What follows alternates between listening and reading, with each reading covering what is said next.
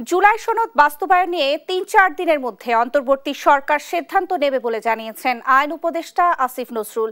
মঙ্গলবার আইনগত সহায়তা প্রদান অধ্যাদেশ ২০২৫-এর খসড়া সংশোধন প্রস্তাব বিষয়ে মতবিনিময় সভা শেষে সাংবাদিকদের এই তথ্য জানান তিনি। উপদেষ্টা বলেন, সনদ বাস্তবায়ন নিয়ে সিদ্ধান্তের ক্ষেত্রে সব দলের প্রত্যাশা পূরণের চেষ্টা করা হচ্ছে। উপদেষ্টা পরিষদ বিভিন্ন পর্যায়ে এ বিষয়ে আলোচনা করে প্রয়োজনীয় সিদ্ধান্ত নেবে।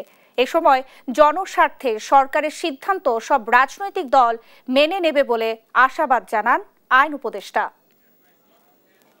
আপনারা আগামী ৩-৪ দিনের মধ্যেই পরিষ্কারভাবে জানতে পারবেন।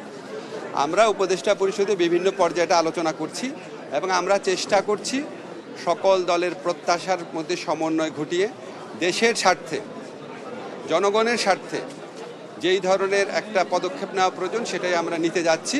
আপনারা হয়তো ২-৩ দিনের মধ্যেই জানতে পারবেন।